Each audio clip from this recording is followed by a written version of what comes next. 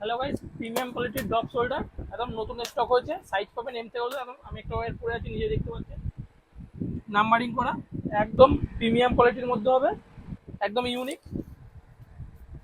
Colour chart দেখুন, দারুণ দারুণ কালার। ছটা আটটা কালার পাবেন। সাইজ পাবেন এম থেকে ডবল এক্সেল।